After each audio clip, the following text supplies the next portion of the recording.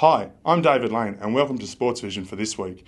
Joining me this week is Brooke Rowlands, the captain of the ACT Women's Rep side and the captain of the Uni North women's team as well. Brooke, how are you going? Well, thank you, David. That's good. Mate, an extraordinary achievement last year. You guys managed to go through the season undefeated and win the grand final. How did the club recognise that, considering their first grade hasn't been anywhere near finals in the last few years?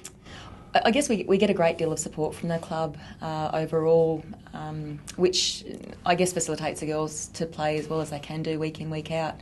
Certainly at the end of the year, celebrated the win throughout the year at the presentation night. So we are very well supported, which is great. You captained the team to glory in 2009. Can you give us a bit of an insight into your leadership philosophy and how you keep the team focused on their goals as well as maintaining your high playing standards? I think it helps to get the girls to really focus on completing their own individual games, which I think contributes to the overall achievement of the team. If the girls are focusing on their job, it certainly brings the team together. So I think creating that environment where girls feel comfortable to do that. We've also got an amazing coaching staff with Keddy and Steve as a manager, and Em's been doing a fantastic job with us with fitness. So I think it's an overall effort, and I think when everyone else is doing their job, I think it makes it easier for me to do a job as captain and focus on my own game. The club's got lots of representative players this year, and yourself, you made the Wallaroo squad in 2009. Has there been much discussion about the club hosting the Women's Nationals in June, and how excited are they about that opportunity? Hugely excited, David. It's a huge year for women's rugby, or for the last couple of years, and with the naming of the Sevens in the Olympics in the future. I think with the girls coming back with the Hong Kong Sevens again this year, I think the profile's building, and to be able to have Nationals at Canberra this year is a fantastic achievement for Canberra in and of itself, and to showcase women's rugby this year will be great, yeah. How many teams are coming down to Canberra for the Nationals, and that's an influx of how many players for that week or that weekend? Yeah, good numbers again. It's got to be close to 8 or 9 teams. You know, we've got teams from Queensland coming down, Sydney B, Victoria. Fantastic, I suppose, array of girls coming down, and a great occasion to showcase women's rugby.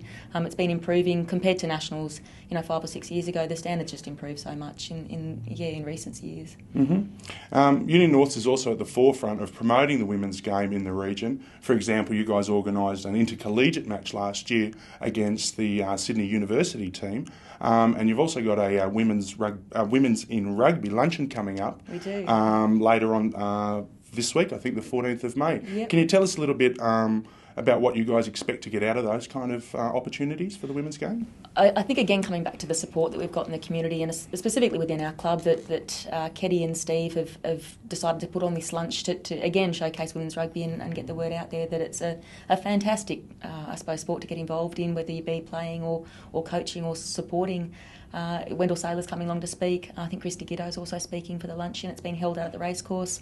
And I think it's fantastic, and we've got the support within the club from our club executive to put on an event like this, and Adam Fay, first grade coach, is also really supportive, so it's really fantastic. Yeah, it sounds like it's going to be a great day out there at the races on the 14th of May, Friday. That's right. I'll have to remember that and make sure I get along to that. And finally, in your perspective, how do we as rugby people promote the women's game to keep attracting young people or young ladies to get involved in the future? Well, yeah, tough question. I guess just getting girls to keep an open mind. I think having a structure where girls can come in from a school age and continue playing. I think we lose a lot of players now. They can't play beyond 12. I think it is with the boys. We do lose a lot of girls, and I think if we can get that continuity through their teenage years into playing college and then opens, I think it'll be fantastic. And I think just supporting girls in whatever sport they want to play. It's a fantastic competitive sport as much as any other, and it's about mateship and putting it on the line each week. You mentioned a little bit earlier about Sevens being part of the Olympics in the future. Do you think that'll be a big hook to ensure that funding and participation rates will be higher in the future for that reason? Hugely. I mean, already we've got girls that we're recruiting from, sports like OzTag and Touch, and I think there'll be a huge influx from Touch girls and, ex-sprinters that maybe didn't quite make it in their chosen sport, but would provide a phenomenal, base for playing something like Rugby Sevens, where, the speed and skill is something that's both necessary. So hopefully, yeah. Yeah. Any chance of seeing you trotting out for a Sevens match in London 2012, perhaps? No, not anytime soon, I don't think. I think those sevens boots have been strung up well and truly. So. Oh, excellent stuff. Well, great to have you along today. Good luck for the season in 2010, and I hope you guys can achieve the same sort of glory that you had last year. Thanks so much, Dave. No worries.